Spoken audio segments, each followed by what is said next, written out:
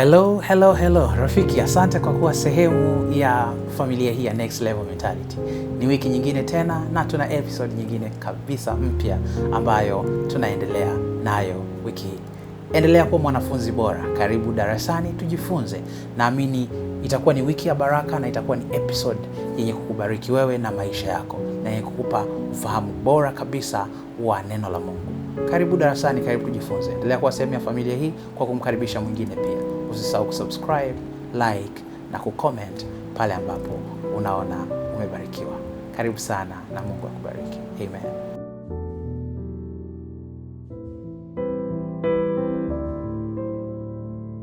Baba, tunakushukuru kwa kutupa nafasi nyingine tena ya kujifunza neno lako.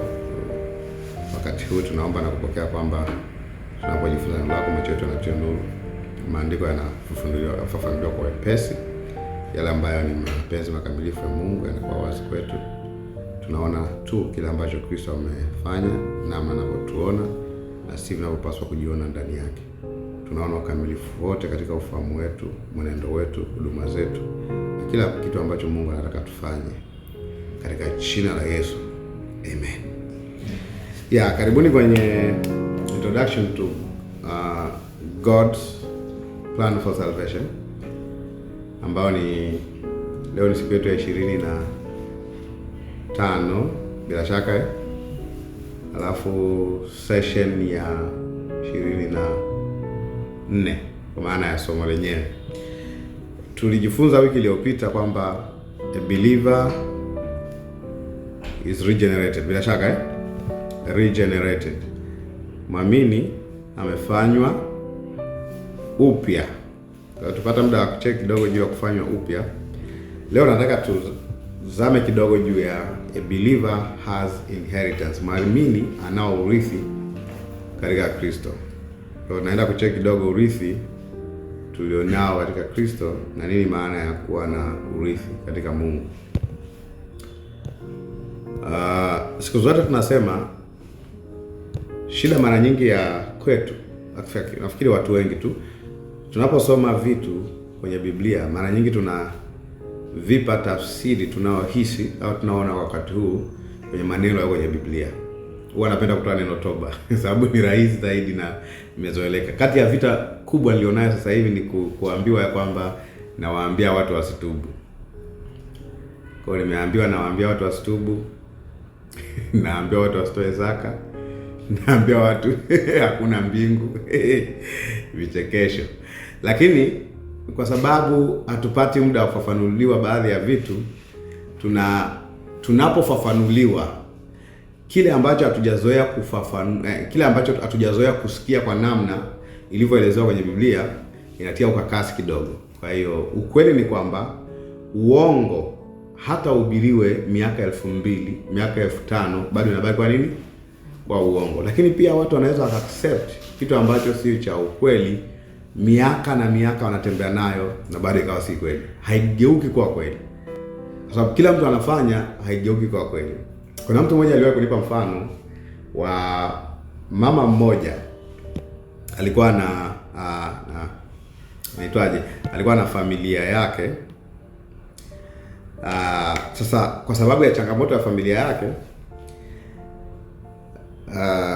in fact tuanze na binti yake. Binti yake aliolewa, akawa kila wakati wa kupika anakata mkia wa samaki. Anakata nini? Mkia wa samaki. Kwa hiyo anapika samaki ambayo hajakamilika. Kwa hiyo kila ukienda nyumbani kwake unaweza kufikiri kama dini mpya ya watu wasiopenda kula mikia ya samaki. Kila ukienda mume wake siku moja akauliza, "Kwa nini unakata mkia wa samaki?" Sasa ndio namna ya kupika samaki. Hii umejifunza wapi? Mama yangu kila akipika samaki lazima akate. Ibidi sasa auliza, "Kwa nini mama wako anafanya hivi?" Hajawahi kuuliza. Kwa ibidi aende nyumbani kwao aulize, "Mama, kwa nini ulipokuwa ukipika samaki ulikuwa unakata mkia?" Kumbe samaki waliokuwa wanaletwa walikuwa ni wakubwa, afu mama alikuwa na sufuria ndogo. Kwa hiyo ili toshee kwenye sufuria anafanya nini? Anakata mkia. Kwa binti alipoolewa naye akaenda fanya nini? Akata mkia. Hata mume wake amletee sufuria liko hivi, lazima binti afanye nini? Akata mkia. Kwa Wakristo wanaweza wakawa na practice imefanyika miaka, hawajui kwa nini inafanyika hivyo, wala hawafanyi kwa usahihi. Kwa bado kuna Wakristo wengi wanakata mikia, sema ambao hakutakiwa kwa nini kukata mikia. Kwa nauliza, toba ni nini? Toba ni kulia. Kwa nini? Kwa sababu ndicho ulichosikia. Lakini swali la msingi linalofanya Bible interpretation ni kuuliza, waliosikia walisikia kitu gani? Mwandishi hapa alikusudia kitu gani? Kwa nini tunasema sisi sio hadhira ya moja kwa moja. Sisi sio immediate audience. Hatukuwepo wakati Mathayo inaandikwa, wakati Marko ikiandikwa. Na ndio maana ngoja niongeze uzito zaidi. Na ndio maana hata unaposoma kitabu kama Mwanzo, hutakiwi kuanza kama Masai wa Arusha, Mchaga wa Kilimanjaro au mnani wa Dar es Salaam. Hutakiwi kuanza hivyo. Unatakiwa uanze kwenye context ya nani? Watu ambao walikuwa jangwani, ambao Musa alikuwa anaongea nao, ambao wametoka wapi? Misri. Si ndio Kwa namna ya communication itakuwa ni mazingira yao ni nini? Misri na jangwani. Kwa lugha zitakazotumika zitafavor watu waliotoka wapi? Misri, ambao wako wapi? Jangwani. Kwa ukibandika tu neno unavyofikiri pale, unakuwa huwatendei haki. Labda niseme lingine. Kwa mfano neno madhabahu. Sitaki vita. Siku moja niliandika juu ya madhabahu kibiblia. Watu mishipa ilisimama. Mtu ana mind kabisa, mbona umalizie sana? Mimi nimesema hapa itaendelea. Madhabahu ni nini? Pale mbele kanisani. Kumbe waliokuwa naambiwa nijengeni madhabahu walijua wanatakiwa ujenge mahali ambapo wanyama watafanya nini? Watachinjwa. Umeona? Wanyama watachinjwa. Kwa sababu tumeshapaita kule madhabahu, kinatuuma ukiona mtu anasema pale hapaitu madhabahu. Nao tangu Ukristo uingie Tanzania, tunaita nini pale mbele? Madhabahu. Lakini madhabahu inapatikana sehemu moja tu kwenye mahekalu. Which is Tanzania hatuna hekalu hata moja tunalolifahamu. Maybe kwa waganga wa kienyeji wanaochinja wanyama. Si ndio Kwa karakteristika ya madhabahu lazima kuwepo mahali pa kuchinjia wanyama. Pale mbele tunawachinja wanakwaya. Pale mbele tunachinja nani? In fact kuna wengine wanaita altareni, ambayo ni altar. Neno altar yenyewe inaeleza mahali pa kuchinja. Kigebwenyo inaitwa mizbach. A place for slaughter animals. Sehemu pa kuchinjia wanyama. Sawa Ndio maana sehemu ya kwanza iliyotumika kwenye kitabu cha Mwanzo, Nuhu ndo alitumia sema aliambiwa nijengee madhabahu. Alafu akajenga, akaweka nini? Wanyama. Ndio maana hata walipokuwa wanaenda kuabudu Ibrahim na mtoto wake walikuwa wanaenda kwenye madhabahu. Mtoto aliulizaje? Yuko wapi mwana kondoo? Sababu kwenye ibada yao ina include nini? Sacrifice, ambayo inawekwa juu ya nini? Madhabahu. Nao inaweza ikawa na maana nyingine kwenye Agano Jipya, lakini bado haiwezi kuwa mbele. Narudia tena. Inaweza ikawa maana nyingine kwenye Agano Jipya, lakini bado haiwezi kuwa mbele. Pale mbele haifai kuitwa madhabahu. And I can take the stones for that, even the bullet. Kwa nini? Kwa sababu lazima uende kwenye namna ya kuheshimu maandiko. Sema kile ambacho mwandishi alimaanisha. Mwandishi hakuwa Dar es Salaam. Kwa hiyo, in fact, kwenye masinagogi ya Wayahudi hawaweki madhabahu, kwa sababu hawachinji kwenye masinagogi. Sehemu wanapochinja ni wapi? Mahekalu. Hekalu kwa wapi? Yerusalemu. Kwa lazima ufikirie kwenye mazingira yao. Nikamwambia kwa mfano matumizi ya neno mwanamume asivae mavazi yampasayo mwanamke. Wayahudi walikuwa hawazi suruali. Si kama elewa Wayahudi walikuwa hawaambiwi suruali kabisa. Walikuwa hawajui kama watu wanavaa sijui denim jeans au sijui zile zingine zinaitwaje nini, Calvin Klein, jeans ya Calvin Klein. Mungu ni rehemu. Kuna jeans ya Calvin Klein. CK. Sijui hivyo mimi najua tu denim jeans. Nyingine hivi Levi's. Sawa, Levi Strauss ndio hiyo. Kwa hiyo vitu kama hivyo huwa vinawachanganya watu, kwa sababu wanataka kulazimisha Biblia iseme, yani kile ambacho Musa alimaanisha tukipe tafsiri yetu leo. Kwa Biblia inasema mwanamke asivae mavazi ya mpasayo mwanaume. Na hapo unawaza nini? Jeans. Suruali. Kwa hiyo inakuwa ni nini? Tunaita watoto wa mjini ni vichekesho. Kwa hiyo inakuwa anachekesha umma. Kwa hiyo kwenye kutafsiri Biblia huwa ni vizuri kujiuliza swali, a honest question. Kwani mwandishi alikusudia nini? Sio nionavyo mimi. Pause hiyo wakati wote unaposoma Biblia. Sawa eh? Sio kama elewa. Kwani mwandishi alikusudia nini? Kwa mfano hata neno msamaha wa dhambi liko deep zaidi ya sorry. Na ndio maana tuliangalia neno msamaha lenyewe ni nini? Ni aphesis. Maana yake nini? A release from bondage. Ni kuachiliwa kutoka kwenye kifungo. Kwa msamaha wa dhambi sio tu sorry sikuhesabii tena makosa yako, inaenda deep zaidi ya hiyo. Sio kama unaelewa eh? A release from bondage ni kufunguliwa kutoka kwenye kifungo cha dhambi. Kwa msamaha wa Mungu ni zaidi ya kusema huyu mtoto umenikosea, sema samahani mama, kwa hiyo umenisamee, nimekusamee mwanangu, usirudie tena. Hiyo sio msamaha wa Mungu. Ijapokuwa Mungu huziachilia makosa yetu, lakini aenda deep zaidi, anadili na tatizo linaloitwa nini? Dhambi na matokeo yake ambayo nini? Mauti. Ina make sense eh? Kwa lazima uende kwenye mtazamo zaidi ya kile ambacho uko mtaani. Na ndio maana wakati mwingine ni vizuri kufikiria kwenye lugha ya asili ya Biblia waliandikaje hili neno.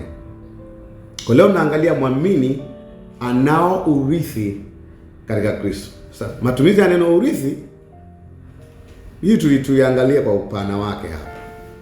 Kwamba urithi hapo ni kitu gani? Petro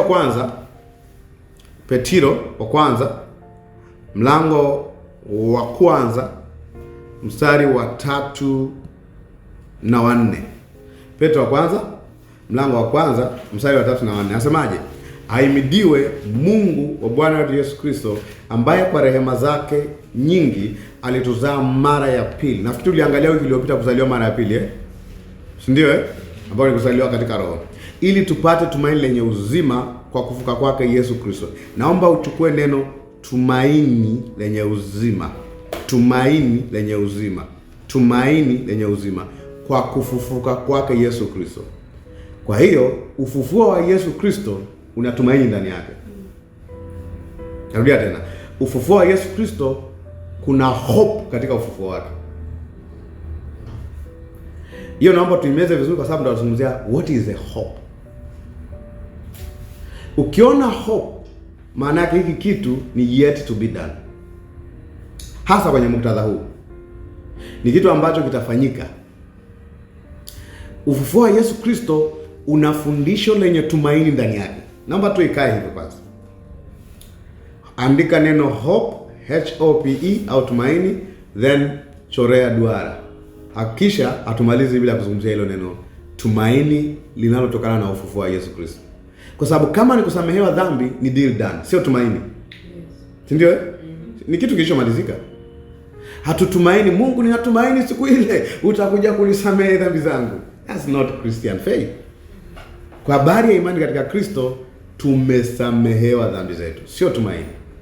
Lakini ufufuo wa Yesu Kristo unatupa uhakika ya kwamba Mungu amesamehe dhambi zetu milele. Tunasemaga hivyo siku zote. Tunasema the resurrection of Jesus is a legal document that our sins are forgiven forever. Ina make sense eh? Lakini what is tumaini? Hope ya nini hapa? Kumbuka tunaangalia nini? Mwamini anao urithi katika Kristo. Okay, kwa anasema ili tupate tumaini lenye uzima kufufuka Yesu Kristo, tupate urithi usio haribika. Angalia kwani cha urithi. Nachelea kusema kwamba ni forgiveness of sin. Kwani kuchelewa maana yake sisemi Kiswahili sasa. Nachelea kusema Masai. Urithi usioharibika usio na uchafu, usionyauka. Hapa anasemaje? Uliotunzwa mbinguni kwa ajili yenu. Iko sawa mpaka hapo? Amesema umetunzwa. Kumbuka ni tumaini. Halo.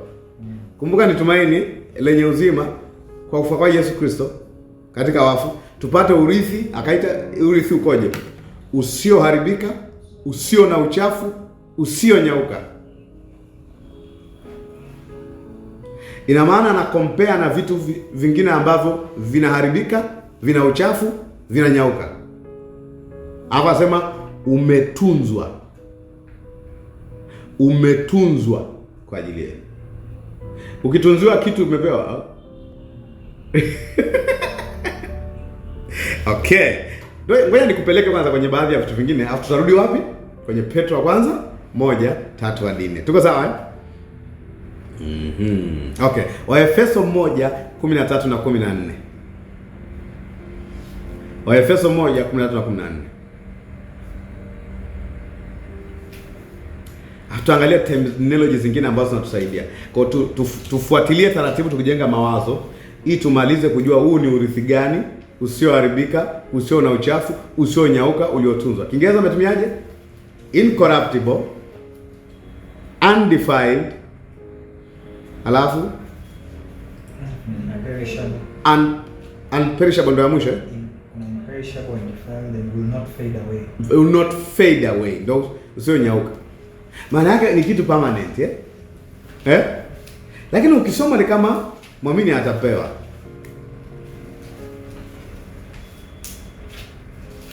Kumbuka ni hope Sasa mtumishi, mbona kuna vitu hatujapewa? Mbona tulikuwa tumekamilika katika Kristo? Ndio maana tuko darasani, si ndio? Sawa msiogope. Ninawafumua niwapange. Sawa raha ya mjenzi ni uwezo wa kubomoa. Mweko mtu anajenga alafu umenunua bati zako bei gani? Inaitwa bati za Msauzi. Unamuona anavokata sasa jamani, kata taratibu, nimenunua kutoka nje. Au unachukua kitambaa unampelekea fundi anapopiga mkazi. Shwa.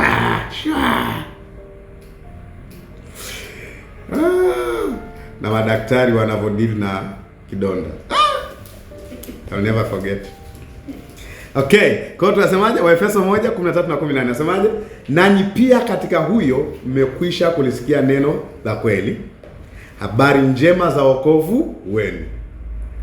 Iko sawa Umeona mmekwisha Kwanza mmekwisha kulisikia, maana yake mmehubiriwa Hizo ni nini? Habari njema za wokovu wenu. Hizo ni deal done Anaongea na waamini. Tena mmekwisha kumwamini yeye. Deal done Alafu matokeo yake nini? Na kutiwa muhuri na Roho yule wa ahadi aliye mtakatifu. Na yenyewe hiyo ni dwelling. Kutiwa muhuri, umefanyika mali ya Mungu, si ndio? Anasema anaita huyo Roho. 14 ni msingi, tunatakiwa tukae hapo. Ndiye aliye arabuni ya urithi wetu. Arabuni ya urithi wetu. Tunaangalia hilo neno arabuni, ni muhimu sana. Na hili sio Kiarabu. Arabuni. Kiingereza watumia earnest of your redemption. Arabuni ya urithi wetu, ili kuleta Roho huyo ndani yetu aliye mtakatifu. Ndiye arabuni ya urithi wetu, ili kuleta ukombozi wa milki yake. Kwa huyo Roho analeta ukombozi wa milki yake kwa sifa na utukufu. Kuna ukombozi umezungumziwa hapa. Tuko sawa Kuna ukombozi umezungumziwa hapa. Good. Twende kuangalia maneno kutiwa muhuri maana yake nini. Si ndio Kutiwa muhuri maana. Kutiwa muhuri ni neno la Kigiriki phragizo. Inaandikwa SPHRAGIZO. Phragizo. SPHRAGIZO. Phragizo. Lenye maana ya kuweka alama au ulinzi. Kiingereza natumia neno security. Actually ni alama ya umiliki.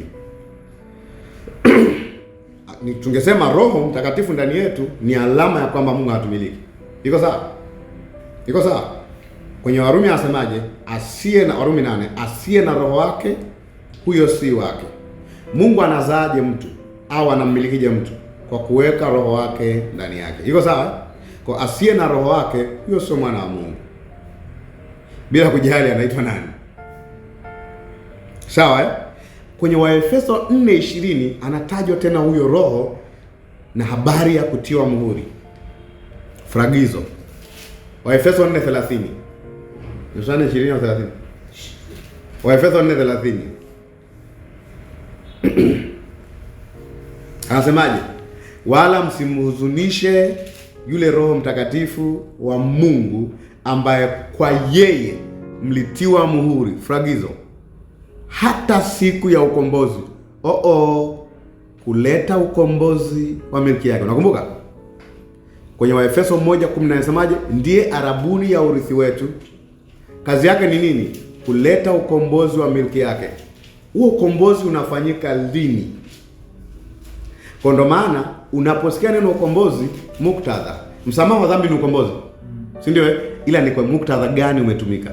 Hapa kwa kazi ya Roho ya kuleta ukombozi wa milki yake inaonekana mpaka sasa hivi ni futuristic. Ni mambo yajayo. Tunajuaje?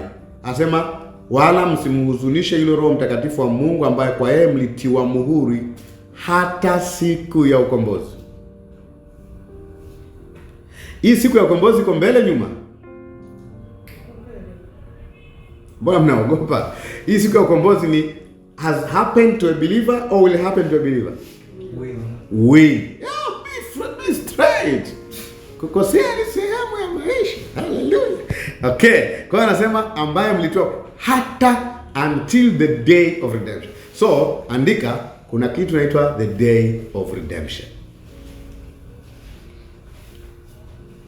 Kuredeem nini? Tutadili nayo. Kwa sababu tumetoka kusema muamini amekombolewa. Mnakumbuka? Mnakumbuka? Sasa huu ukombozi ambao una the day of redemption ni could redeem what?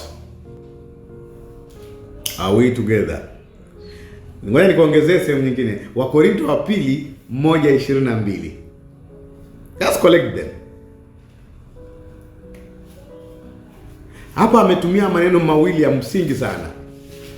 Anamuita Roho naye ndiye aliyetutia muhuri. Mbona muhuri tena? Kutia muhuri neno gani? Fragizo, umiliki, si ndio? Wakorintho wa pili 1:22. Naye ndiye aliyetutia nini? Muhuri. Sawa? Niwaacha? Tuko pamoja eh? Naye ndiye aliyetutia muhuri, akafanyaje?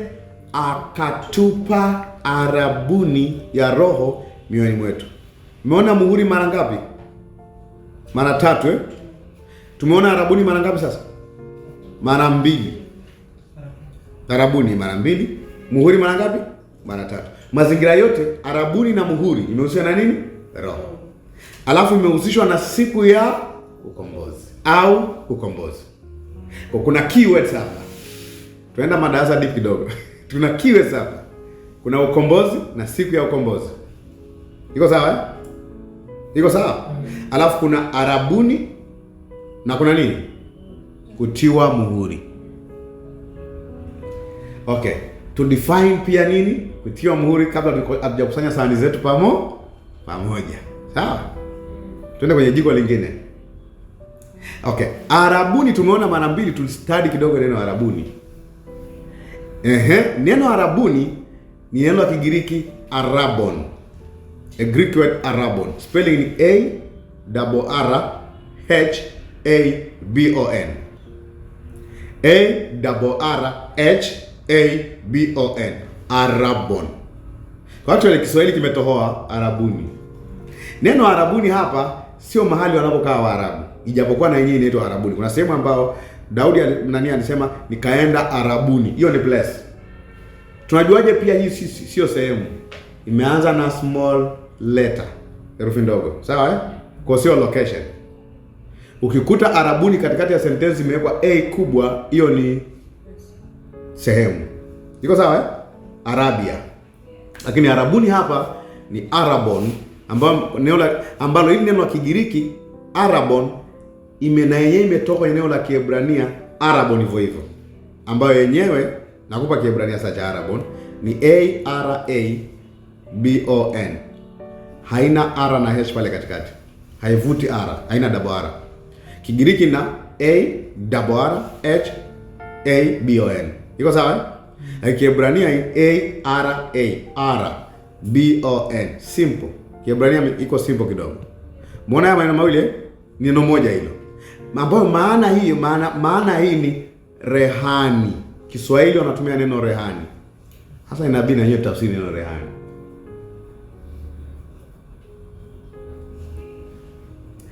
Rehani maana yake sehemu ya fedha ya manunuzi au kitu kilichoachwa kama ulinzi wa mali iliyosalia.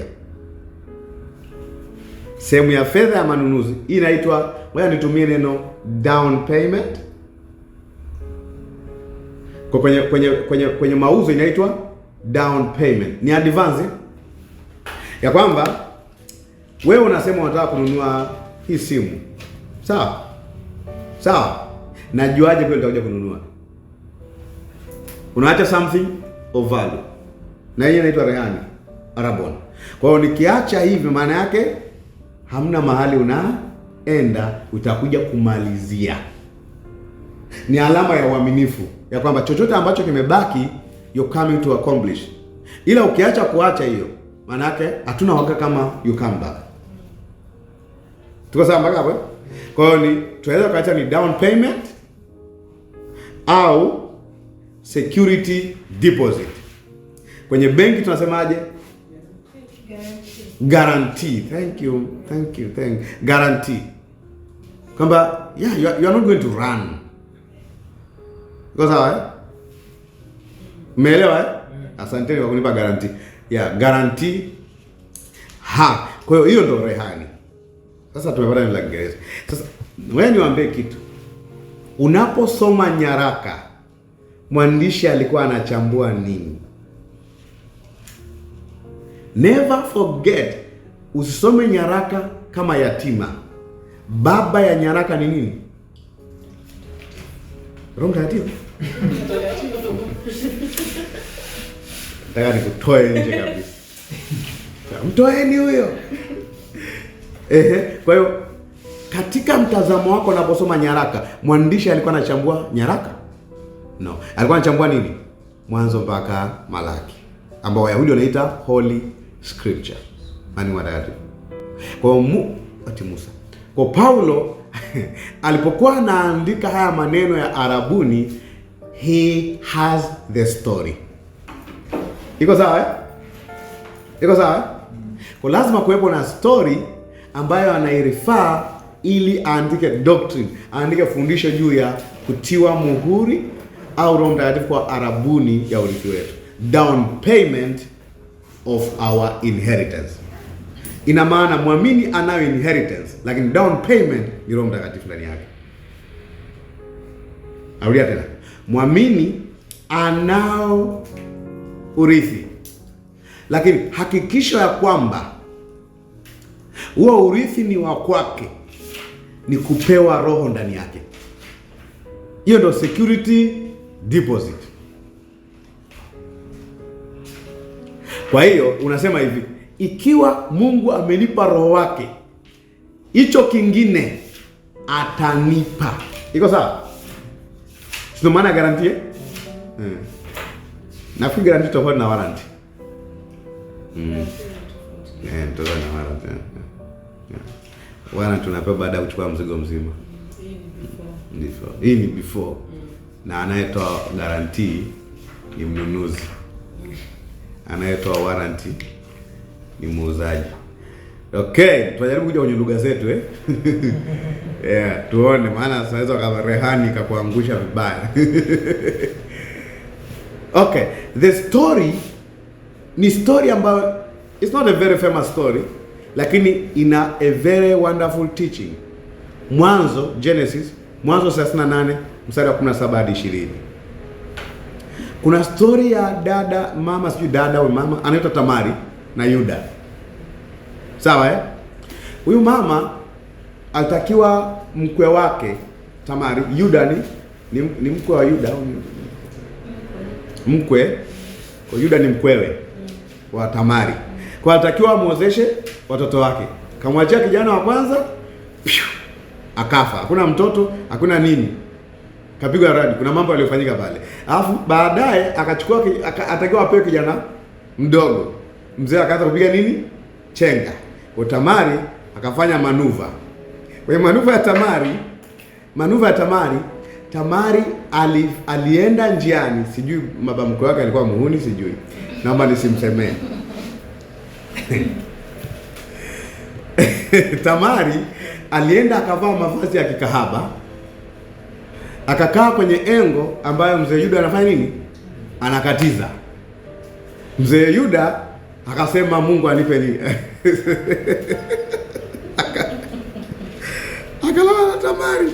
Alafu Tamari akamwahidi kitu Tamari akwamba nini? Down payment. No, actually tungoja tumie lugha hii, rehani. Akaomba ushahidi ya kwamba ulichoahidi utakuja kufanya nini? Kukamilisha. Hiyo inaitwa nini? Arabon. Sawa eh? Akasema, angalia kuna 7. Akasema, huyo ni Yuda, nitakuletea mwanambuzi wa kundini. Naye akamuuliza huyo mama sasa Tamari, je, utanipa rehani hata utakapomleta? Tuko sawa eh? Akasema, nikupe rehani gani? Angalia vitu alivyochagua. Akamjibu, pete yako ya muhuri. Kumbuka tulisoma nini? Kutiwa muhuri. Kwa ina significance. Ndio maana Paulo alikuwa makini kutumia neno muhuri. Na kamba yake na fimbo yako iliyo mkononi mwako. Basically hivi vyote vinamu-identify huyu ndugu. Huwezi kukimbia pete yako ya muhuri, hiyo ndio signature yako. Si ndio? Na kamba yake na fimbo yake iliyo mkononi mwako. Basi akampa, akaingia kwake, naye akapata mimba.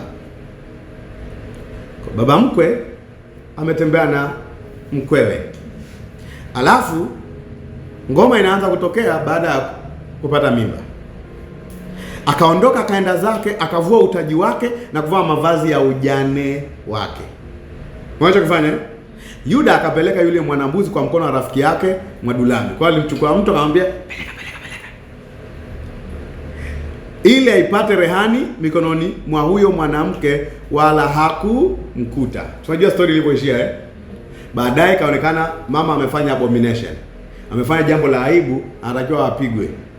Maana ni mjane, hajapewa mume bado, lakini ana mimba. Mungu sio Athumani wala sio John. Akasema, hii mimba sijapata nje. Aliyenipa yuko hapa. Tutajuaje? Mzee anajua watu kwenye hukumu inakuwa hatari. Hata wahuni huwa wanahukumu wahuni wenzao. Pigeni. Huyo lazima uonyeshwe, anatuaibisha sisi familia yetu.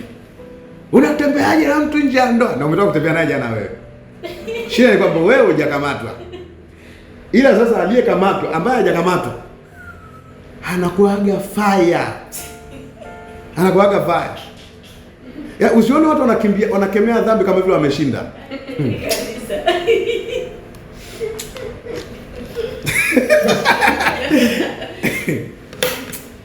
Wewe niweke tu mdomo wangu maji. Yaani unamwona mtu mtandaoni, utakwenda jehanamu usipozafisha njia yako, usipozafisha. Mwizi mkubwa pia. Anyway, ndio maana Yesu anasema, jamani, msihukumu msije mkahukumiwa. Hakuna mwanadamu mwenye capacity ya kumhukumu mwingine hukumu ya aina hiyo. Niwapa mfano Jumapili iliyopita, ile nyingine kabla hii kanisani, nikawapa mfano wa Daudi. Daudi bwana amefanya fujo na Uria, na mke wa Uria. Nini matukio yote amemaliza. Alafu nabii alipokuja akampa scenario ya mtu aliyefanya kosa kama la kwake kama mfano. Na mtu mmoja bwana alifanya 1, 2, 3. Akasema huyo mtu hakika atakufa. Hastahili kuishi. Hiyo ni piga au garagaza. Alafu arudishe mara ngapi? Mara 4. Jamaa anatengeneza adhabu kwa kosa lake. Kwa sababu akujua ni yeye. Ndio maana watu wengi ni wauni kweli. Wakisimama jukwani wanahukumu wengine, alafu pembeni anasema Mungu ninaomba rehema zako. Wanataka rehema za Mungu ambazo hawakuzigawa jukwani. Mungu amekasirika, hakika amekasirika, hakuna namna atakusamehe, jehanamu moja kwa moja, umeshakufuru. Wakikaa pembeni wanasema Mungu, mtazame mimi mtumishi wako. Inawezekana sikuhubiri vizuri leo. Imagine, anaomba rehema kama inawezekana kuhubiri vizuri. Kwenye hukumu watu wanakuwa noma. Kwa hiyo mzee anatengeneza hukumu, alafu baada ya kutengeneza hukumu kinachotokea nini? Anaambiwa aliyefanya haya kwa kweli ni mwenye fimbo hii, mwenye pete hii, na mwenye kamba hii. Kaza mzee. Kumbe mzee wa boma.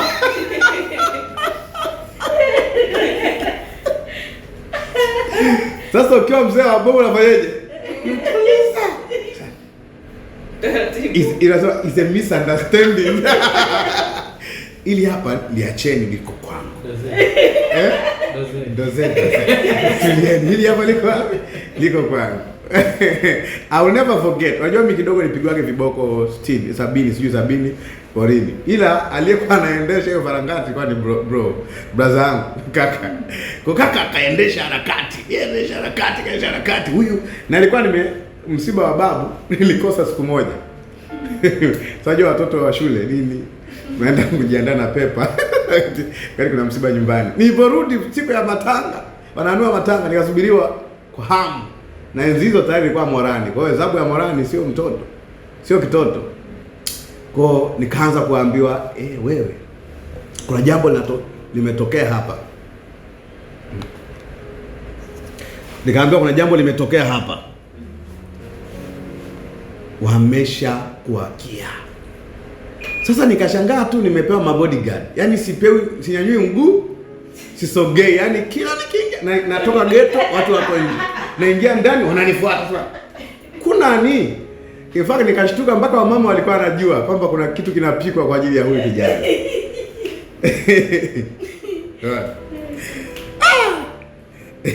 Yaani nikisomaga habari ya Yuda namkumbuka bro. Kwa sasa ikapikwa ikaiva. Iko na matanga huwa anaenda sehemu wananunua vitu wanakula alafu anaingia porini kama watahitaji, kama kuna mtu akumshughulikia. Kwa hiyo tumeenda sehemu watu nikashangaa wamepitiliza kwenye maduka. Wameelekea porini mahali katikati ya pori pawazi. Nikasikia shika chini. Sasa angalau wakati hiyo ilikuwa 2000 na ngapi. Kidogo nilikuwa najua kunena kwa lugha. Kwa hiyo nilikuwa sijui cha kuongea. Kwa hiyo nilikuwa sasa Mungu niokoe. Natoka. Sasa ile nimelazwa chini. Wamasai wako kama Wayahudi. Hawakupigi kama Paulo hajasimama. Paulo lazima ndio achukue nguo yako. Ukipigwa ukifa, wanachukua waitwaje ile? Wanachukua kitu kinachoitwa majivu. Wanaenda wanamwaga nyumbani pale. Kwamba kijana tulimpeleka kumpiga kule amesha danja. Kwa lazima uchague mtu atakaye kwenda kurepresent. Atakiwa awe family member.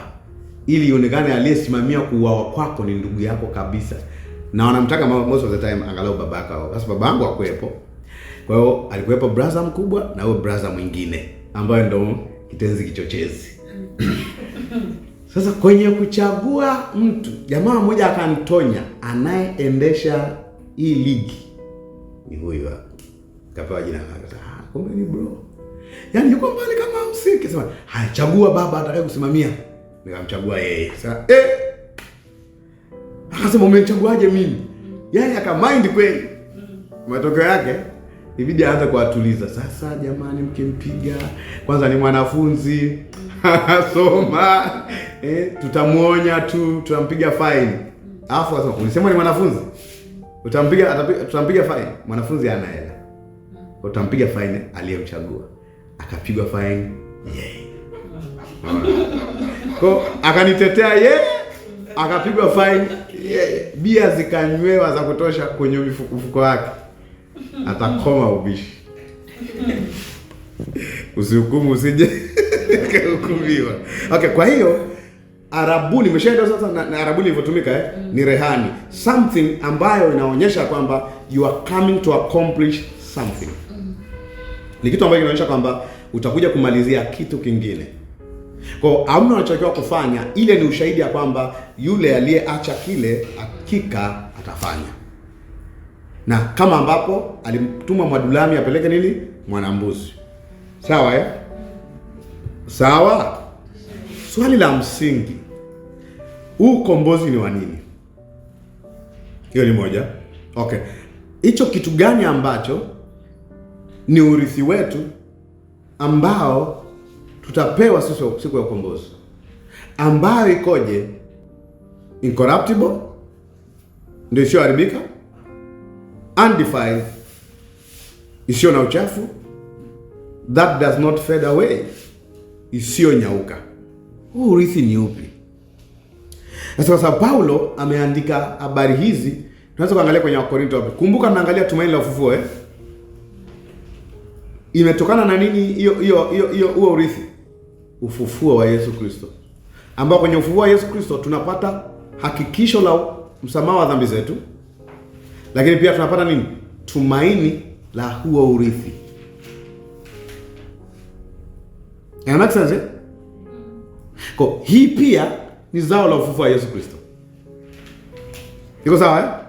Kwa huwezi kukwepa ufufuo wa Yesu Kristo unapoelezea chochote ambacho mwamini anacho au atakuwa nacho. Nitakuonyesha baadhi ya vitu baadaye. Wakorintho wa pili 5:1-5 ni kufikirishe what is the remaining part of believers redemption. Wakorintho wa pili 5:1-5 inasemaje?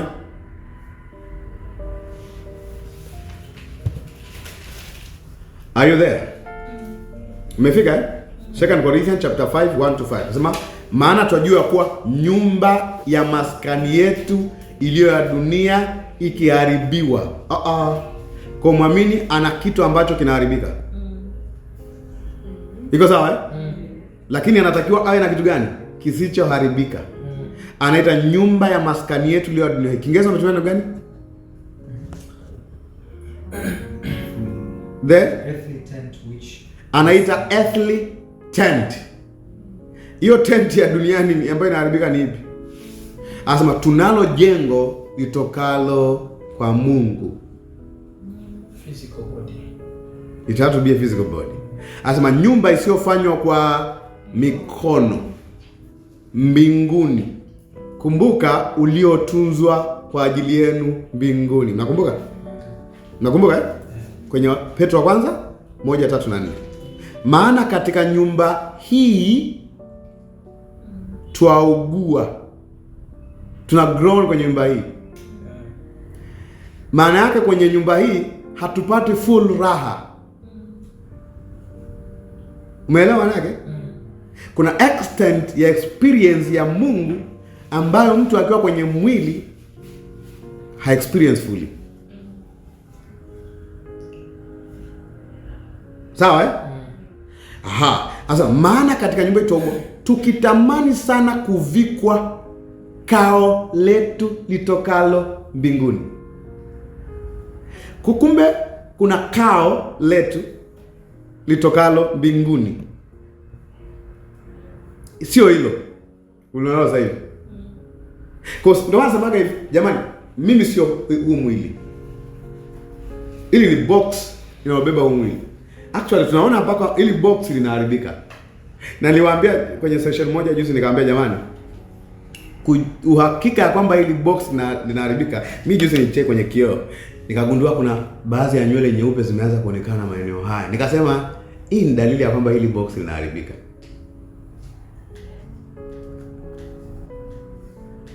Kuna watu hawajajiandaa kusikia hiyo. Kwa hiyo nafikiri kwa maisha yako kwenye huu mwili utaishi milele kwenye hili box. Kweli namshukuru Mungu. Imagine kuishi na mwili huu ambao anapata mafua. Imagine milele. Imagine kuishi na mwili huu ambao mbu aking'ata unaanza kukemea plasmodia. Imagine. Imagine. kwamba uwe kwenye mateso katika mwili huo milele.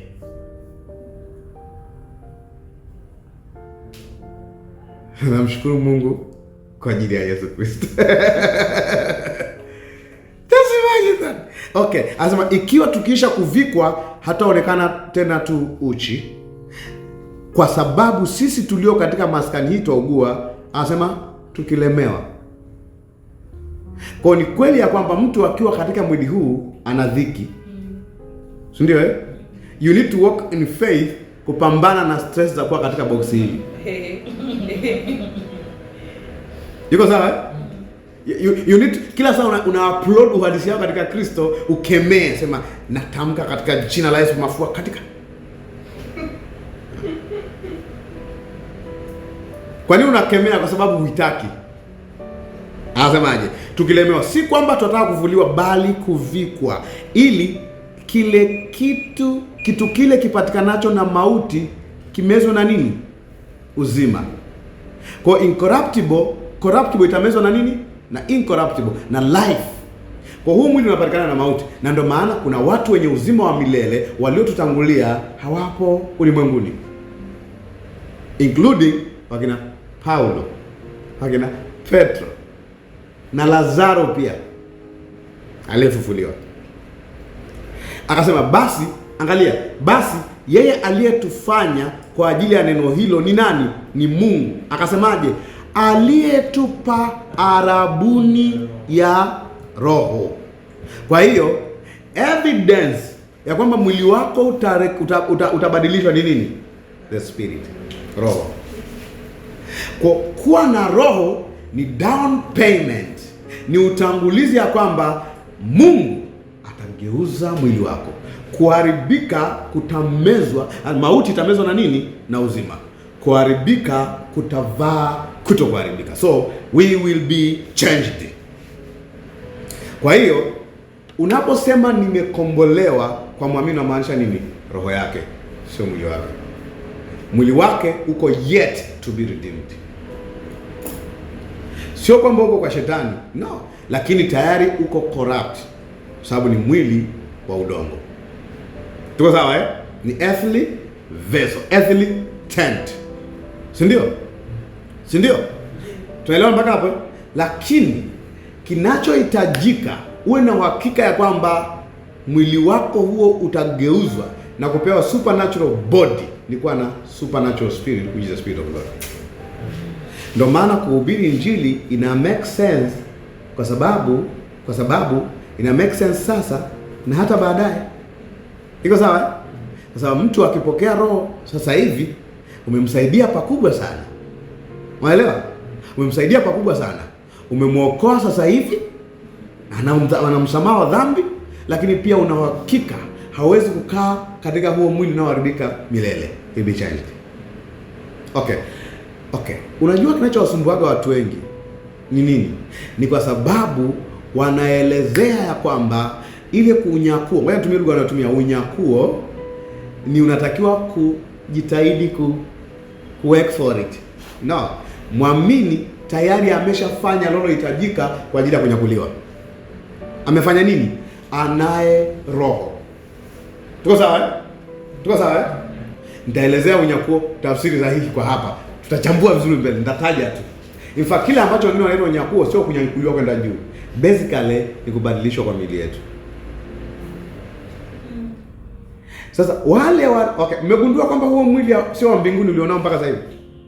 Au hamjajua? Mmeshajua mpaka sio wa mbinguni. Okay, wala wanaokuambia tutanyakuliwa alafu utaondoka, utaacha suruali zako hapo, utaenda mbinguni na huo mwili, na huo. Ukinyakuliwa na huo mwili, umenyakuliwa na mateso.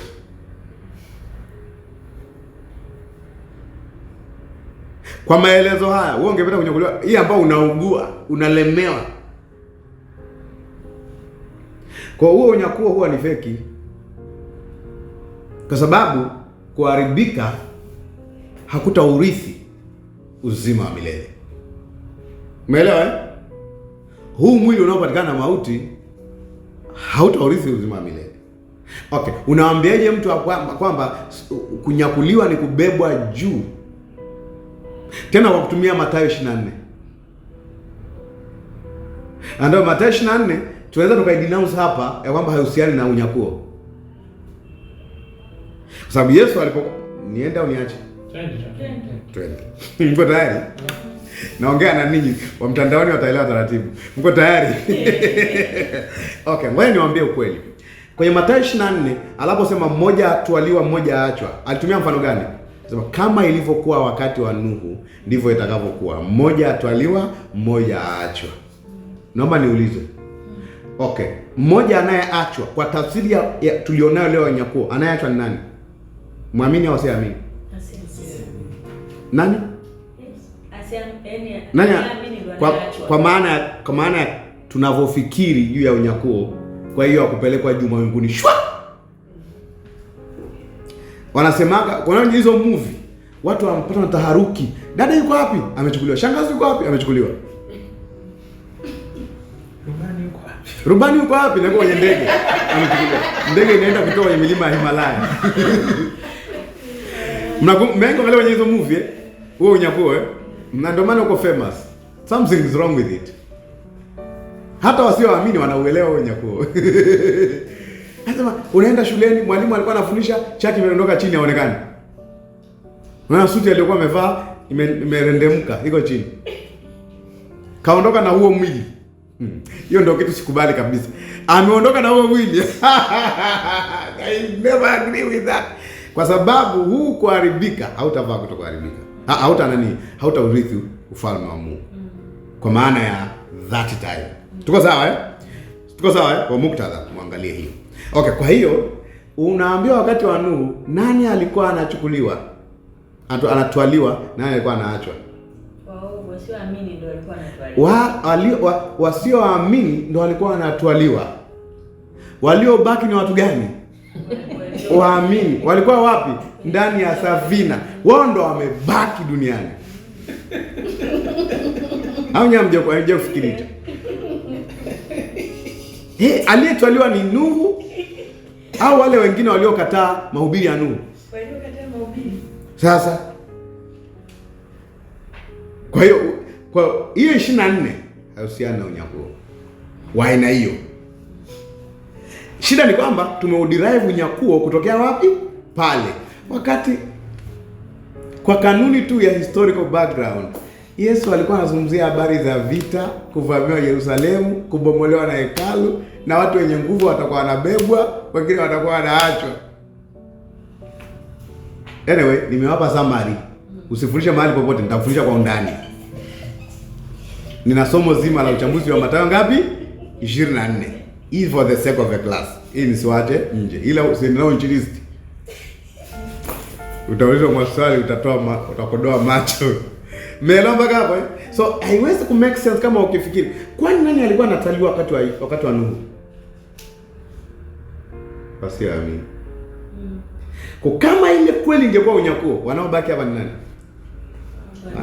Kwa watakao potea ni watu gani? Wasioamini. If that is the case, but still not the case. Bado sio official la unyakuo pale. Tuko sawa? Kwa hiyo ina make sense kabisa. Okay. Tulikuwa wapi jamani? Kwa hiyo lakini unaona arabuni ya roho, down payment ambayo ni roho ndani yako ulipata lini? Baada ya kuamini. Okay. Kwa hiyo kupewa roho ni nani amekupa? Mungu. Anasema Mungu ndiye anasema basi yeye aliyetufanya kwa ajili ya neno hilo ni nani? Ni Mungu. Si ndio? Kwa Mungu ndiye ameweka roho ndani yako. Actually, huyo roho aliyeko ndani yako ni ushahidi ya kwamba I'm going to finish the remaining job. You do nothing about that. Kwa hiyo namna gani ya kujiandaa na unyakuo? Muamini Bwana Yesu. Ukimwamini Bwana Yesu unakuwa rapture ready. Unakuwa rapturable. Kwa mimi hapa, wapendwa, tujiandae. Siku za mwisho zimekaribia. Unyakuo umekaribia. Jiandae, tujiandaeni wapendwa. Siku nilipoamini nilishajiandaa. Na ushahidi ni kwamba I have a down payment, the Spirit. Na anaye tubadilisha, sisi hatuajibadilisha. Ni roho aliyeko ndani yetu atavamia uharibifu ulioko ndani yetu na kupewa miili mpya. And that ufufuo wa Yesu lazima ufanye demonstration of that. Na ndio maana Yesu alipofufuka, in fact alikuwa na mwili mpya. So kwenye huo mwili hakuna limitation no. Unaweza hii chumba ni joto, ukatokea sehemu nyingine pia fast. Okay, ndio kwenye kiyoyozi. Uko kwenye kiyoyozi mahali pengine. Ni cha Tesi Filipo. Hiyo ilikuwa ni kionjo tu. Huko Dar es Salaam na ubiri, ghafla unaenda kufunga harusi Mbeya. Unaenda kufunga harusi Mbeya saa 1. Haupandi ndege tena. Yesu alikuwa akijifungia kwenye chumba, pia anaapia. Nitakuonyesha kwamba ijapokuwa sisi ni wana wa Mungu, katika mwili huu we don't have full expression ya wana wa Mungu. Lakini Kristo atakapodhihirishwa, hiyo wengine wanaita second coming. I don't use that word, nitakwambia huko mbele. Lakini atakapodhihirishwa, tutatembea kwenye full light kama yeye. Si ndio hatakuwa tena limitation katika nini mwili, wala hataji tena kukua kiroho. Sababu lengo la kukua kiroho ni ili dominate mambo yaliyo huku sasa hivi. Si ndio Usivutwe huku kaenenda katika mwili, ubaki katika roho. Kwa nini? Kwa sababu uko katika ufahamu usio wenye changamoto ulimwengu na unayosikia kila siku, lakini na aina ya mwili ulioubeba. Ukuaji wa kiroho ni hapa tena sasa hivi. Tuko sawa mpaka hapo Okay. Hapa tuende mbele kidogo nikuonyeshe. Kwa muamini amekombolewa kwa sasa. Basically roho ya muamini iko fully 100% amekombolewa. Iko sawa Roho ya muamini. Kumbuka mtu ni nini? Ni roho. Si ndio Kwa mtu sio mwili. Anayo nafsi. Nafsi ndio hii tunayo train.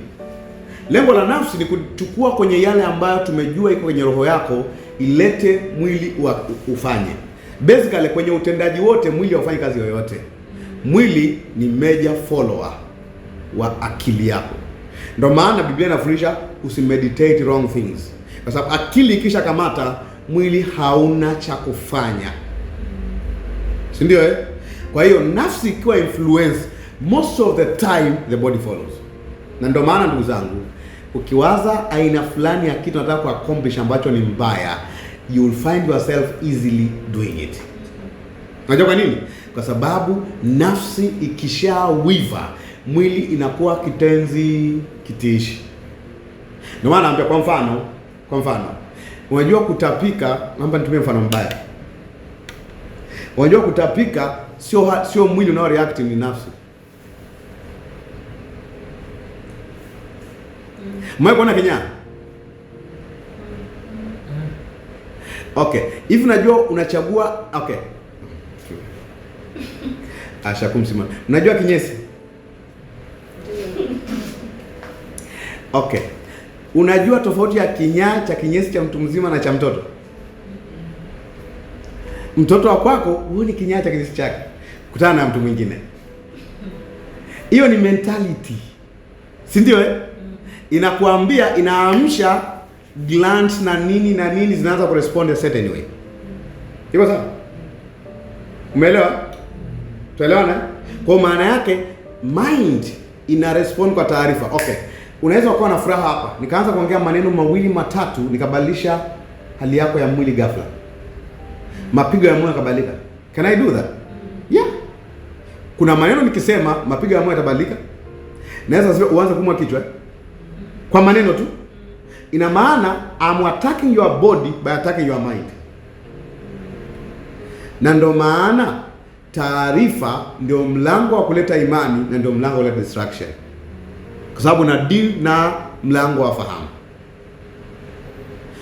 Kuna vitu ukisikia hata kama ujisikii kuitikia, kwa sababu nafsi ikishaelewa mwili una respond.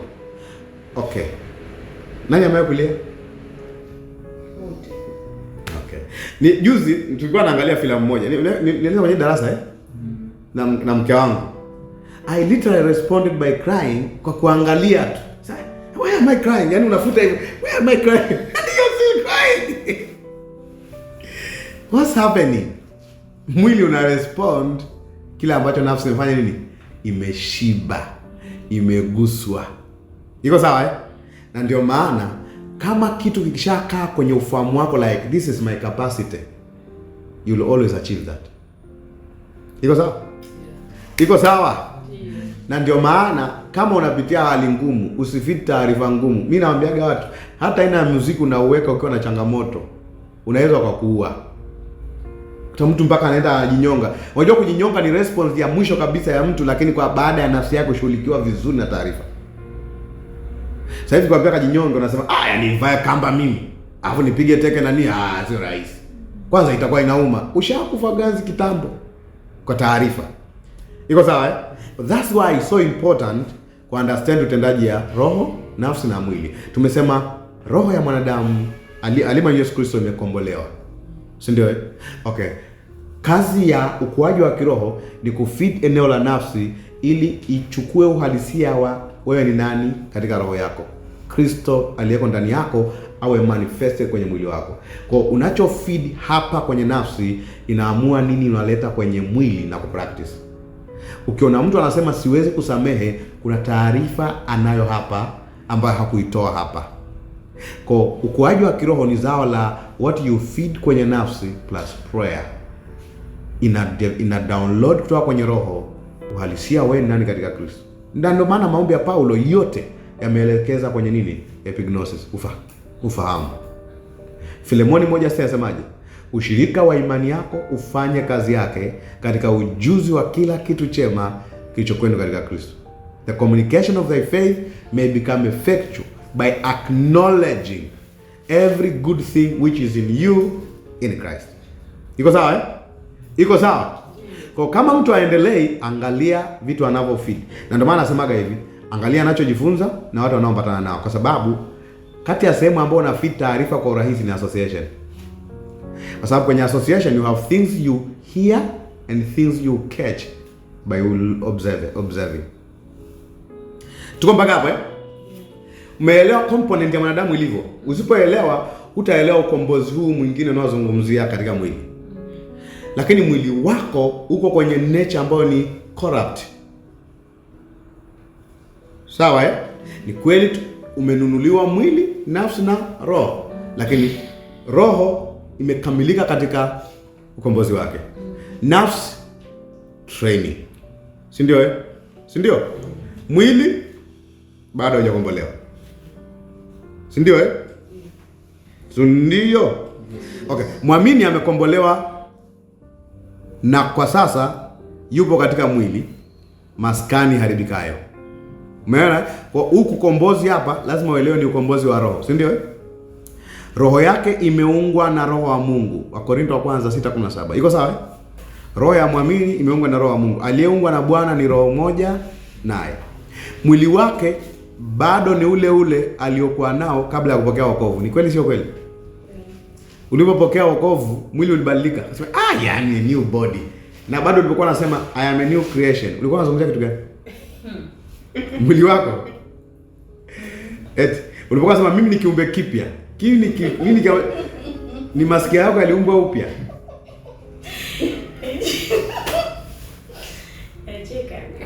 Kwa tunaelewa hiyo new creation. Kwa hapa. Ngoja sasa mtu anakuja anakuambia ninapokuambia wewe you are a new creation. Yaani wewe ni mpya kila siku. Kwa kama umeolewa. Yaani mume wako sasa. Yaani anakutana na watu wake kila siku kwa mwaka 350. Mtu yule si mpya kila siku. New creation sio kuwa mpya kila siku. New creation ni kuwa na roho wa Mungu ndani yako, ambao hauko time bound. The spirit of God is not in time. The one you are a new creation. New creation ni yule ambaye ametolewa kwenye nini? Mauti. Roho ya mwanadamu iliyohuishwa na nani? Roho wa Mungu. A revived spirit ndio ameumbwa anew. Anew. Maana yake is not the old self, is a new person. Ni roho. Ni roho. Mwili wako sio newly created. Akili yako by the way na yenyewe sio new created. Ndio maana wachungaji wanapata tabu ya kutrain Bible study hizi. Kama umekuwa new creation mpaka mwili na nafsi. Siku ile unaokoka tunalala kabisa. Lakini tunakukumbusha, tunakufundisha tena, umesamehewa dhambi zako, samehe na watu wengine, una uzima katika Kristo, unayo mamlaka. Kwani tukukumbushe? Sababu your mind, ndio maana you are renewed in your spirit complete mind, when you continue to renew by teaching, afu mwili utakombolewa baadaye. Mwelewa hivyo kaya? So renewing of the spirit is done once by receiving the Spirit of God. Iko sawa? Renewing of the nafs is done in trainings, Bible study, local churches. Naona? Nafanya renew of your body bado. Sawa? Bado unatembea nao, tembea tukuone. Tuelewa? Kwa sababu tunaye roho sasa ndani yetu ambayo ni arabon, ni hakikisho kuwa kwenye siku ya ukombozi miili yetu itabadilishwa.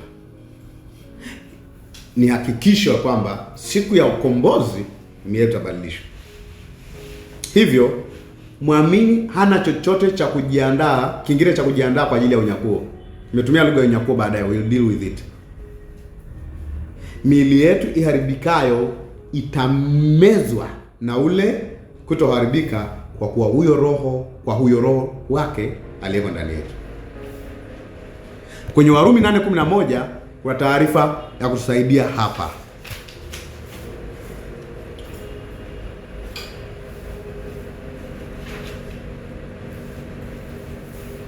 Warumi 8:11 asemaje?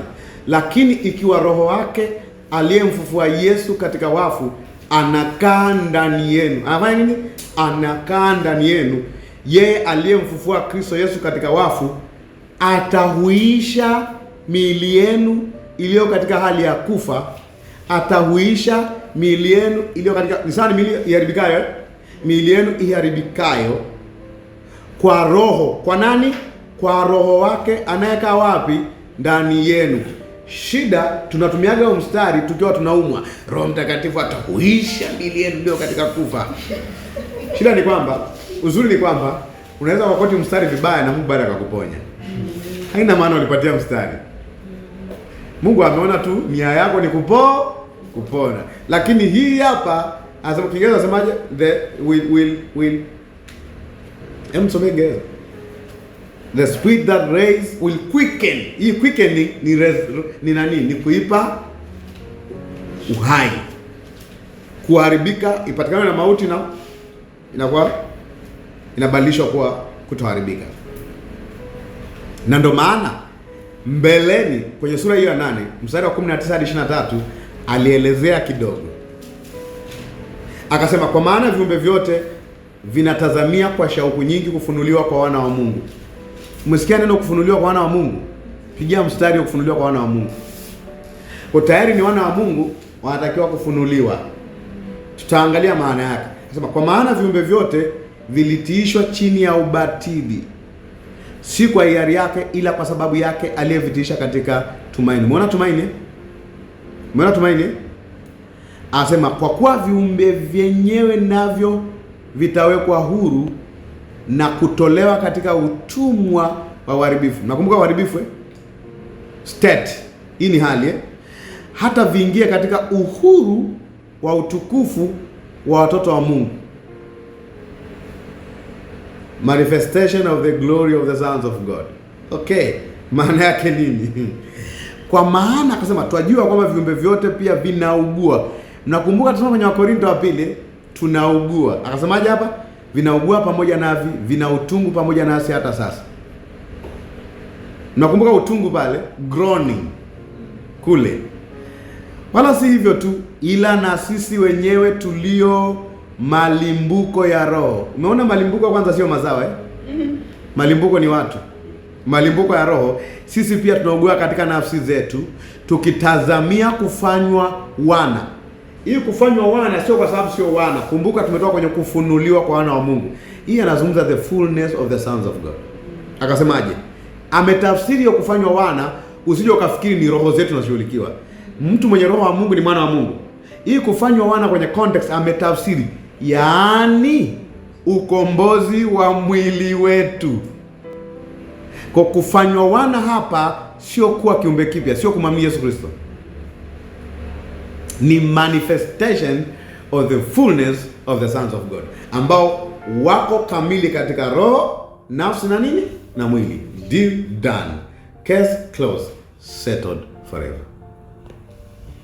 Na ndio maana kwenye maombi ya Paulo kwa Waefeso ametaja tumaini la mwito wetu. Amjajua ile tumaini la nini? Macho ya mioyo, Waefeso 1:18.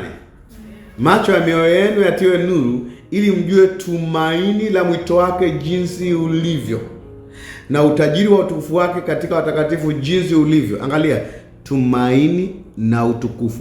Hapa tumezungumza utukufu pia na tumaini. Yeah. Kwa maana yake, okay, muamini sasa hivi ana utukufu wa Mungu. Si ndio eh? Kwa sababu utukufu basically ni glory of God or God manifesting in a man. Okay, are we walking in the fullness of God's glory? Not yet. Iko sawa eh? Okay. Kwa hiyo tunaweza kusemaje? Kwenye Waefeso 2, angalia 2:5 na 6 hadi 6. 2:5 hadi 6. Asemaje? Hata wakati ule tulipokuwa wafu kwa sababu ya makosa yetu, alituhuisha pamoja na Kristo. Naomba niulize, kilichohuishwa pamoja na Kristo hapa ni mwili? Okay. Yaani tumeokolewa kwa neema. Kwa wokovu ni kuhuishwa pamoja na Kristo, ni new state in my spirit. Akatufufua pamoja naye, akatuketisha pamoja naye katika ulimwengu wa roho katika Kristo. Okay. Kwa mpaka sasa hivi tunajua tumeketishwa. Hiyo ni past tense, ni kitu deal done. Tumeketishwa. Hiyo ni uhalisia wetu katika roho mpaka sasa hivi. Atakapofunuliwa, tutafunuliwa pamoja naye katika utukufu. Nitaelezea. Atakapofunuliwa.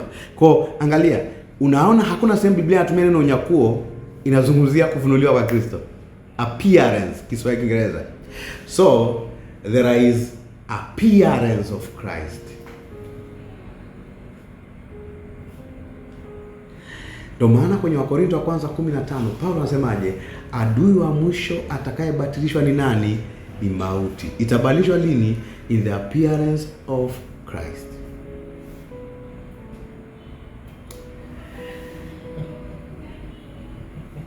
Hiyo mpaka sasa hivi tunaona kufunuliwa, hatuoni unyakuo.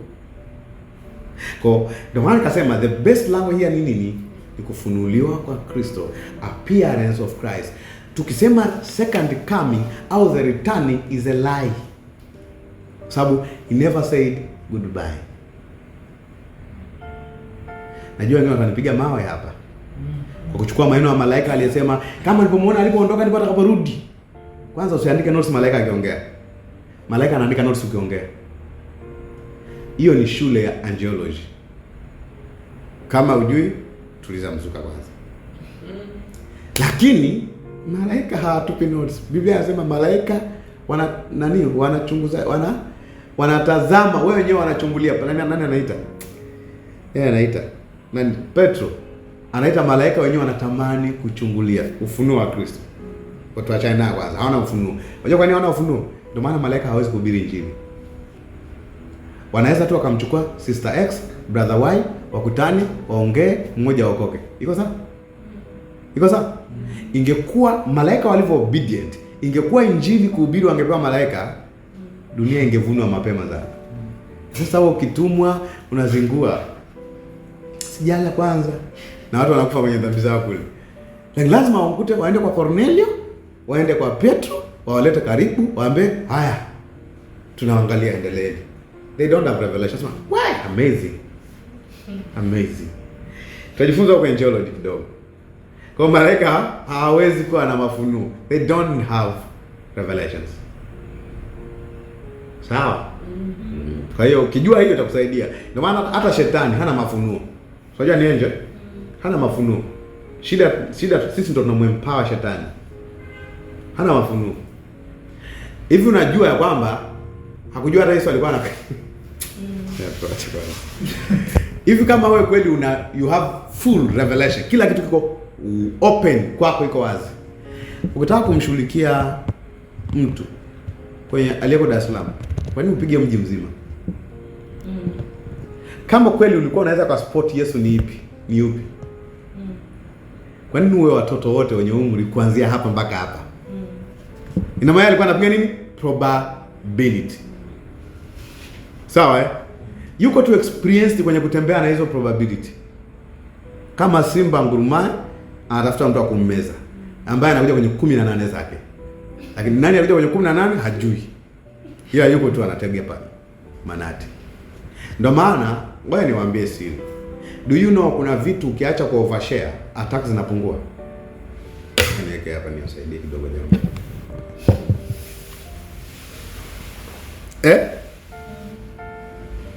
Ndio maana kuna vitu ukishare attacks zinaanza immediate baada ya kushare. Ila ikiwa peke yako unajua hazitokei.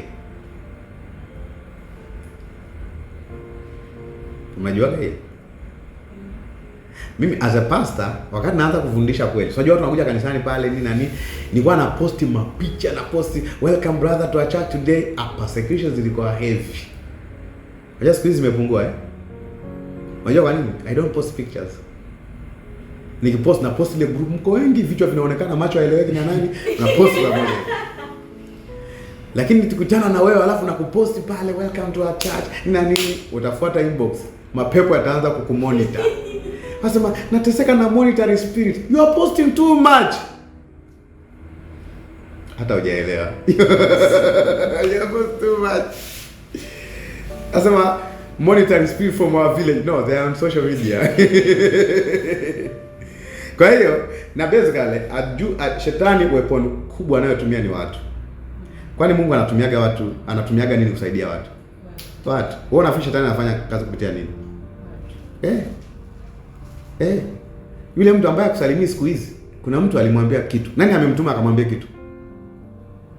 Una mtu siku hizi akusalimii vizuri. Alikuwa anakuheshimu, siku hizi hakuheshimu. Somebody amemweka kikao. Amemwambia maneno. Uko tumbasi kwa salimia mwenzangu. Nini? Tuache hiyo kwanza. Okay. Kwa hiyo hawana mafunuo. Ninafikiri mwaka huu naweza nikagusa habari za malaika. Nafikiri. Tukichelewa basi tufanye 2047. Hatuna haraka, tumeokoka, tuna uhakika na unyakuo. Kwa hiyo tushajiandaa na unyakuo kwa hata tuogope. Sijua malaika hamna shida. Okay. Umeona kuna kufunuliwa kwa Kristo na inatumika future atakapofunuliwa. Tunaheshimu tenses Kama kitu nasema atakapo ni futuristic. Wakolosai 3:4. Wakolosai 3 nasema Kristo atakapofunuliwa aliye uhai wetu ndipo na ninyi mtakapofunuliwa pamoja naye katika utukufu.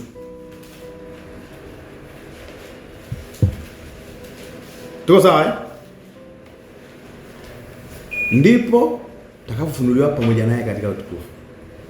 Amazing. Okay.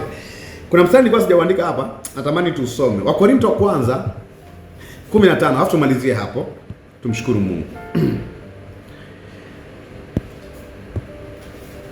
Wakorintho wa kwanza. In fact, kabla ya kwenda, nimesoma Kristo atakapofunuliwa, tafunuliwa pamoja naye, si ndio? Atakapo ni future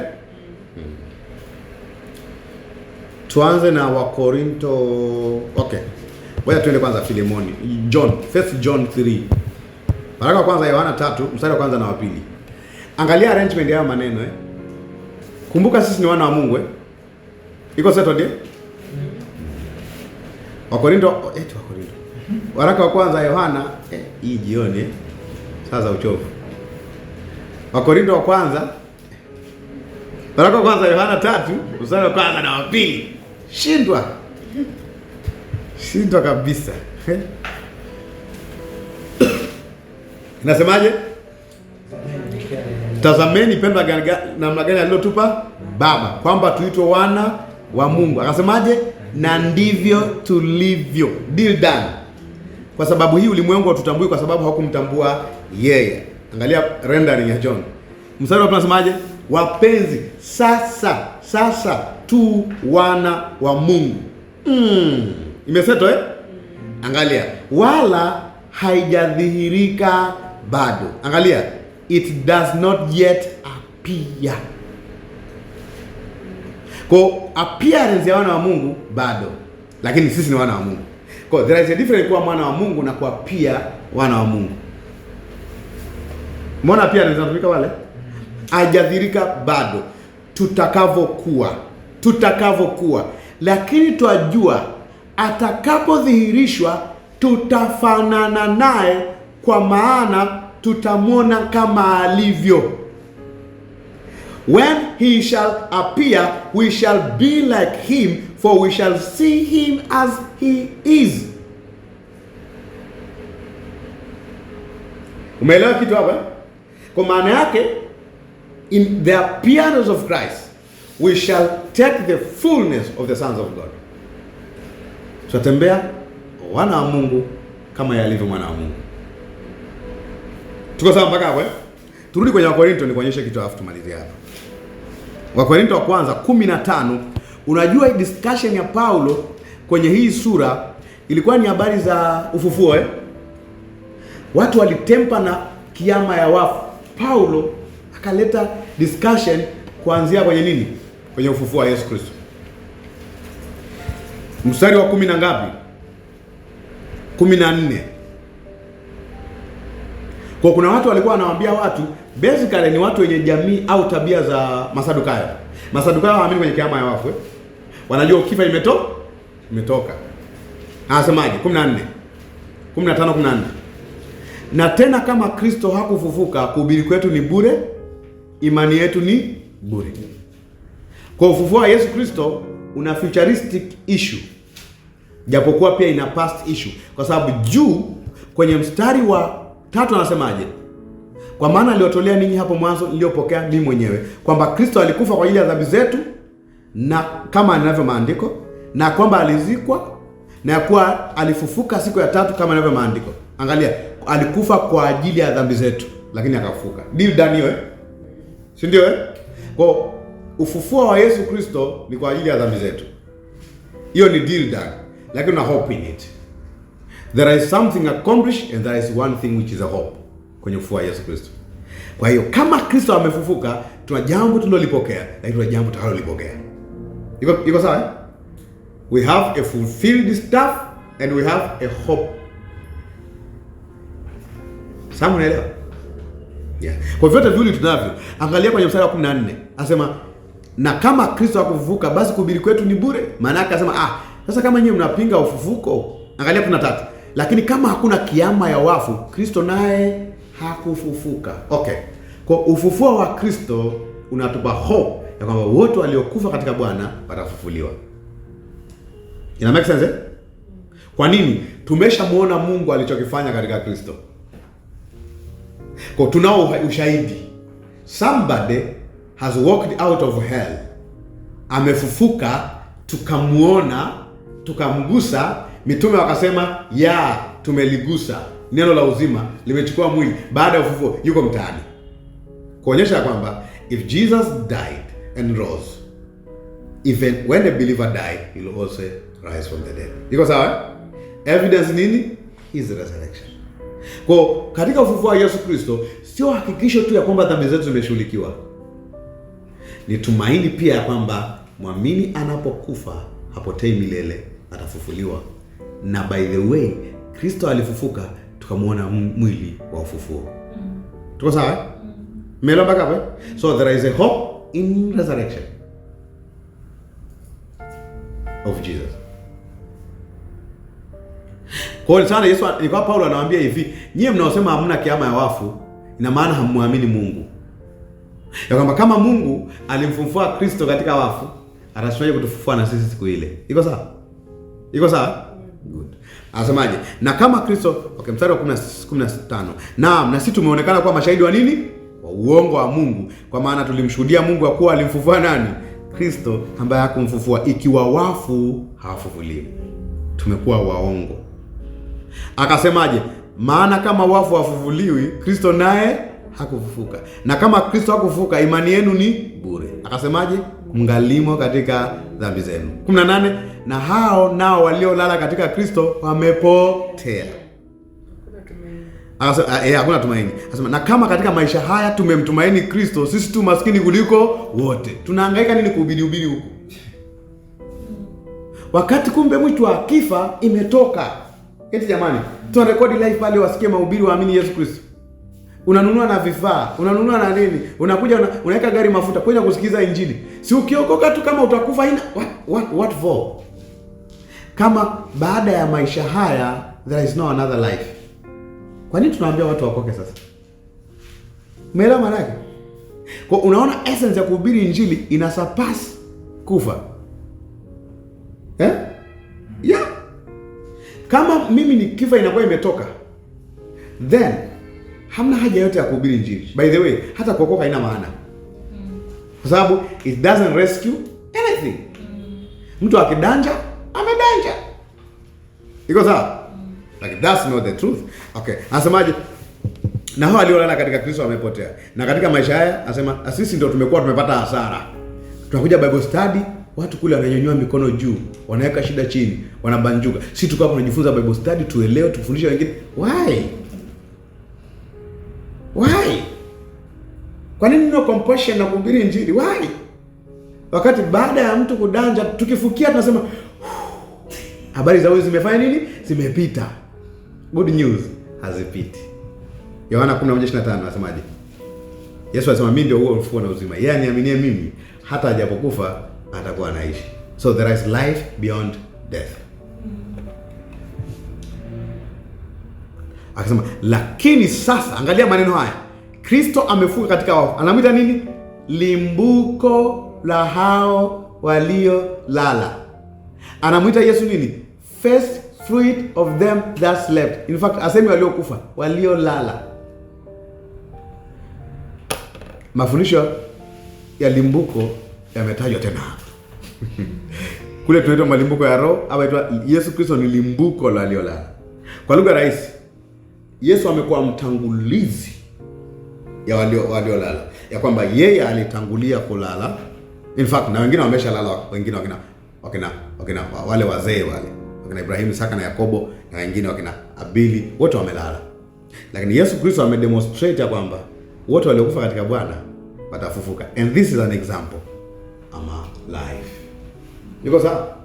Kwa tunapohubiri kwamba Yesu yuko hai, tunahubiri nini? Uhakikisho la kwamba hata muamini akifa atafufuliwa. Tuko sawa mpaka hapo? Good. That's very important. Mstari wa ngapi tulikuwa? Okay. Anasemaje? Naomba nisome. Naomba niruke 22. Anasemaje? Kwa kuwa katika Adamu wote wanakufa, kadhalika katika Kristo wote watahuishwa. Lakini kila mmoja mahali pake. Limbuko ni Kristo. Limbuko ni nini? Kristo. Limbuko sio hela. Limbuko ni nini? Kristo. Ambaye walio wake Kristo baadaye walio wake Kristo atakapo kuja. Angalia 28, asema hapo ndipo mwisho atakapompa Mungu Baba ufalme wake, atakapobatilisha utawala wote na mamlaka yote na nguvu. Umeona ambaye amezungumzia mpaka kudeal na mauti. Naomba niende chini hapo kidogo nimalizie hapo. Asemaje? Mstari wa 47.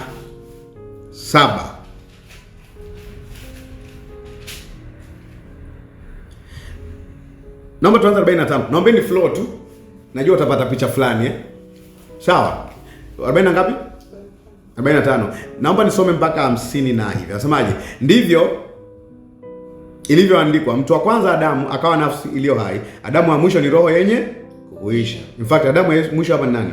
Ni Kristo. Okay. Lakini hautangulii ule wa roho, bali ule wa asili. Si ndio Si ndio Natural.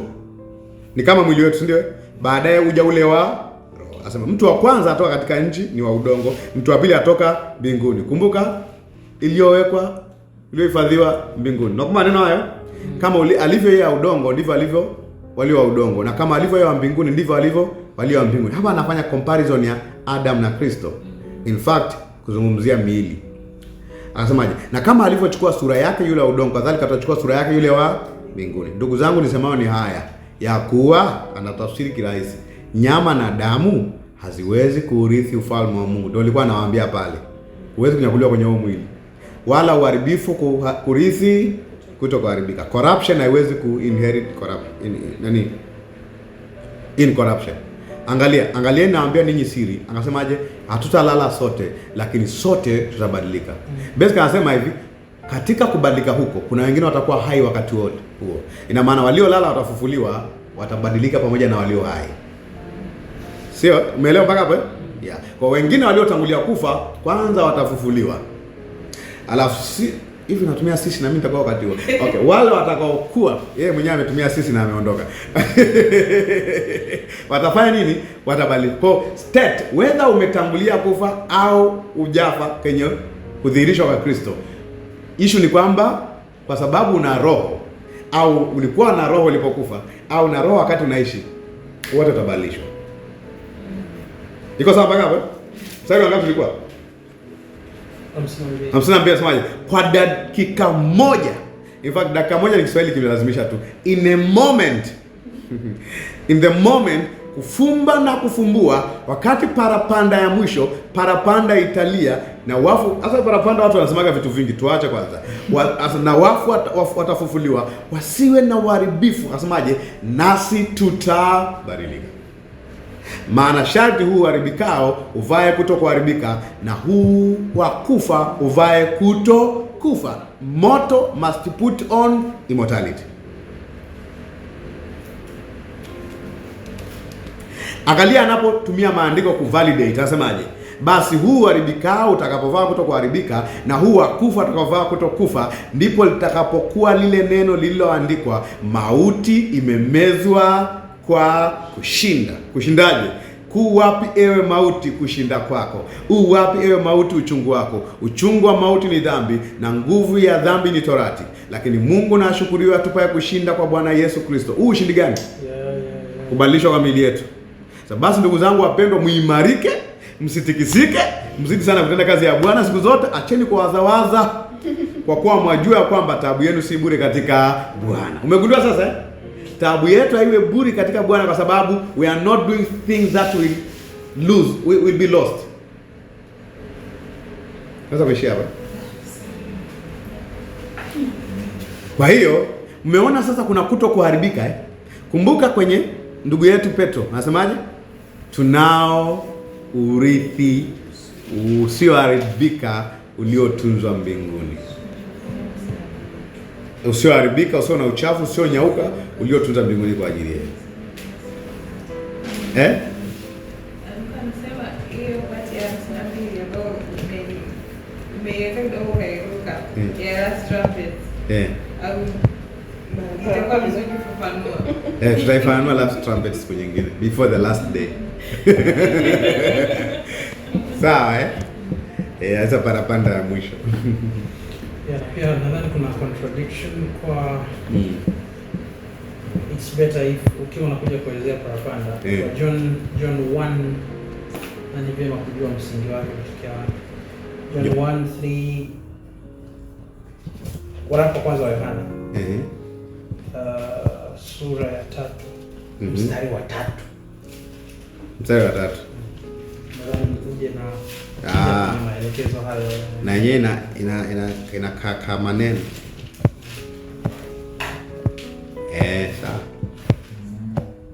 Sawa. Neno kujitakasa hapa. Usijali. Tutachambua vizuri.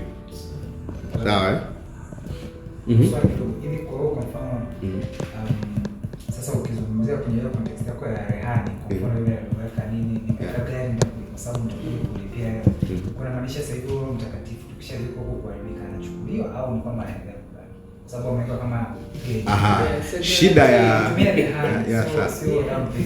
sasa shida ya mifano ya kufundishia huwa huwezi kuapply kwenye kila kitu. You take just a part of it. Sawa ndio shida ya mifano ya kufundishia. Ni ngumu kupata perfect example ambayo ina apply kila kitu. Kwa sio kwamba anachukuliwa. Sawa kwa sababu unaungwa milele. Kwa kwenye application haiwezi kuwa valid kwamba na yeye kwa sababu alikuja kuchukua mihuri yake na pete yake. Yeah. Kwa hiyo kwenye kufundishia mifano ya Agano la Kale ni sawa na kusema kwa mfano Suleiman, Daudi alikuwa ukiona anaandaa ufalme, anasema ufalme wa mwanae utakuwa wa milele. Lakini Suleiman alikuwa wa milele. Baada ya muda aliacha ufalme. Daudi alipokuwa anaambiwa. Kwa hatuweza kusema kwa sababu Suleiman baada ya muda alipoteza, basi Kristo alipoteza ufalme wake usio wa milele. So hizo zinaitwa teaching aid. Teaching aid zinakuwa na limitations. Yeah. Haziwezi kusema kila kitu. Sawa ya kwa mara nyingi unachukua vitu ambavyo unataka kuvisema kwenye teaching aids, kwenye figures. Sawa yeah. Kwa hiyo parapanda tutaeleza. Parapanda Italia para waliokoka watakuwa wamekwisha nyaku kwenda wapi kumlaki Bwana Yesu mawingu. Mawingu tena. Azia shida. Mawingu ni nini? Ndio hapo tunaanzia. What is mawingu? Do you understand that? Yeah. Angalau umeelewa inheritance hapa ni nini? Yeah. Kwa urithi hapa ni ukombozi wa mwisho ambao ni ukombozi wa miili yetu. Tunao urithi katika Kristo. Na tunaambiwa na Paulo, kazi yetu katika Bwana si bure. Hatuwezi kufanya vitu ambavyo vinaishia kwenye makaburi yetu. Tungekuwa saa hizi tunafanya mambo mengine. Ule nenepe, ufe, iishe. Mbona? Lakini mwisho hauko kwenye kufa. Kwa sababu muamini hapotei. Kwa maana jinsi Mungu alipenda ulimwengu hata akamtoa mwanao pekee ili kila amwaminie asipotee bali ana uzima wa milele. Amwaminie yeye ahukumiwe, asiamini amekwisha kuhukumiwa kwa sababu hakuliamini jina la mwana pekee wa Mungu. Hakuna kupotea. Tunasema tumevuka kutoka mautini tumeingia uzimani. Na uzima huu ni wa muda gani? Wa milele katika Kristo. Unaweza kumshukuru Mungu. Thank you Lord Jesus. Thank you Lord Jesus. Thank you Lord Jesus. Tunashukuru kwa kutupa nafasi nyingine tena ya kucheki maandiko haya na kucheki ubora wa kazi yako. Tunaomba na kupokea kwamba tunapotazama katika ufufuo wa Yesu Kristo, tunaona ubora wa kazi yako iliyokamilika. Tunaona ubora wa utendaji wa Roho wako katika tumaini tunalonalo na kudhihirishwa kwa mwana wa Mungu. Katika ulimwengu tunajifunza kutembea katika uhalisia huu, lakini tunajua atakapodhihirishwa tutafanana pamoja naye, tutafanana naye katika hali zote kama yalivyo. Asante kwa sababu ya neema hii unayotupa kuendelea kujifunza. Tunaomba na kupokea kwamba tunaendelea kumdhihirisha Kristo katika ulimwengu, tukienenda kama yeye anavyoenenda katika jina la Yesu, kwa sababu kama yeye alivyo ndivyo na sisi tulivyo katika ulimwengu. Tunaomba na kupokea kwamba madarasa haya yanaendelea kuwajenga watu wengine wanaosikiliza, wanaotazama na ambao wanahudhuria. Tunakuwa bora zaidi katika utendaji wa Roho ndani yetu katika jina la Yesu. Amen. Mmebarikiwa sana sana sana.